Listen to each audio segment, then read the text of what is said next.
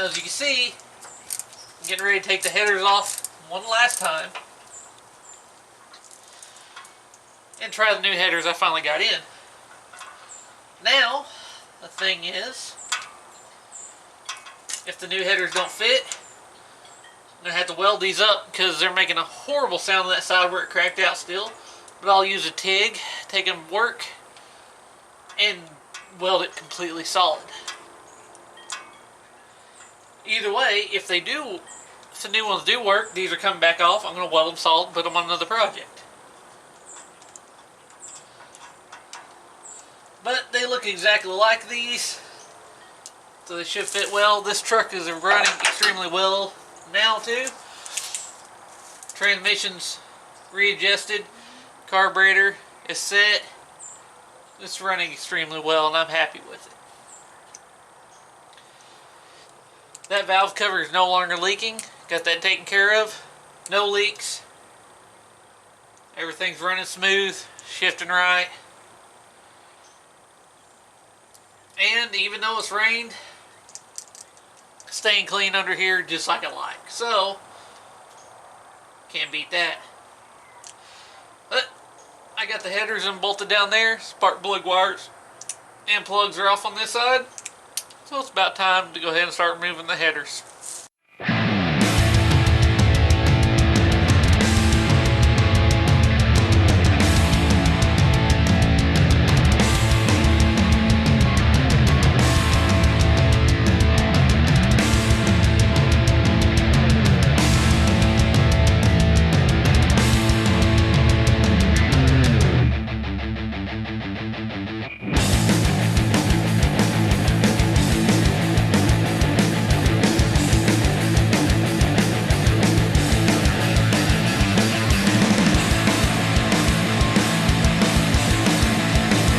So, there's the old Mr. Gasket on the bottom, New Summit Racing ceramic on top.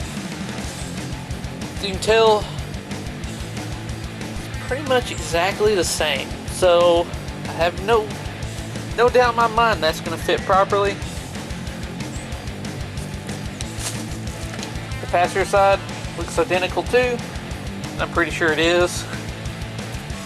But when I get that one off, I'll check it too. Now, once again, they look exactly the same. So I think we'll be 100% alright. Well, say 100%, but right here, see, flange to flange is going to be a little different. And I know I did cut this one down, put a new collector on the end. That may be what that is. But hopefully, I can get this to fit with a little modification back here. I did have trouble fitting it here, so that may be it. So, hopefully, everything goes right. Driver's side is in. The only thing I had to do is completely not unbolt, but loosen up my exhaust hangers enough where I can slide the exhaust back just a hair so I could actually tilt the back side of this header up by the firewall and get the bolt to line up. Other than that, I had no issues. And you know what? They look a hell of a lot better.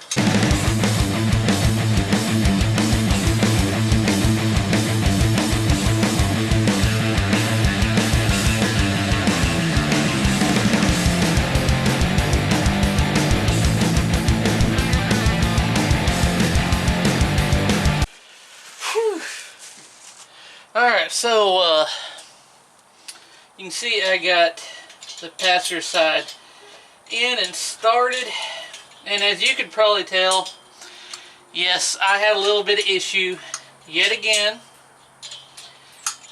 and it seems to be, even though this header, this brand new one, looks exactly identical to the one I took off, that is an old school Mr. Gasket. The angle of this number 2 cylinder right here, the first primary header tube on the passenger side, it's got a slightly different angle on it and I measured it. It made it kind of difficult to get right here by this cross member mount, or the motor mount support here. So it was really close, tight fit. Made it difficult to get up there and get started. So other than being a little bit difficult to get started, now that I'm actually able to tighten it down and get it where I need to, I have little to no clearance there, so I'm going to have to do something there. Other than that, everything else perfectly clears.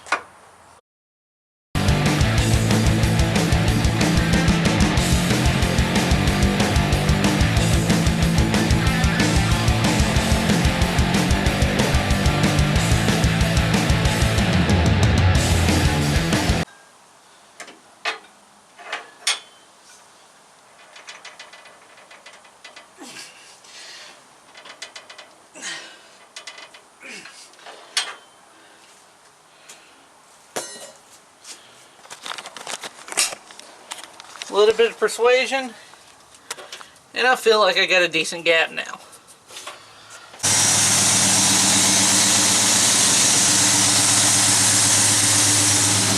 Now there's one bad spot down here.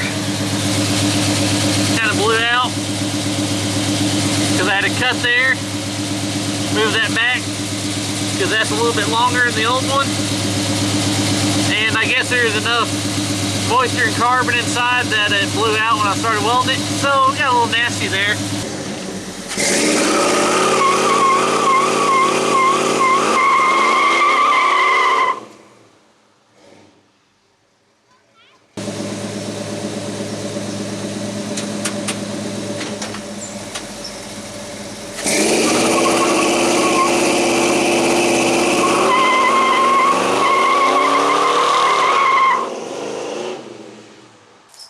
Alright, so there it is. Work trucks. I think I said nice headers. It's doing well. Tuned. Running great. Kick it down. It romps and goes. Squeal the tires. Now doing the burnout on the other hand, for whatever reason, as long as I'm holding the brake, it won't go past 2,500. Once I start letting off the brake slowly, the RPMs rise. So it's either in the brakes, or I have been suspecting that my brake booster is actually losing vacuum. And that is a possibility, because as long as I've owned this truck, I've never replaced it. So that's a possibility. My brakes aren't the best, so that's something I'm going to have to do in the future, is brakes on this truck. Now this thing from a dead stop will squall the tires pretty good too, even though it's almost a bone stock 350. But for it being a work truck, daily driver, it's not really, now it's not a race truck. It's my daily driver. I literally drive this thing every day. So, I mean, yeah, I could put more into it and get more power out of it, but do I need to? No. I got plenty of other V8 powered vehicles for that reason. But I'm happy with the way it looks, sounds, it performs well. The wheel hop's still there. I do need to get rid of that for just in case. That could be bad on things. So, still need to just tweak and get rid of that. Still got some stuff to do this in the future. And, well, there's always something to do to it. So I hope you enjoyed this episode. And as always, thanks for watching.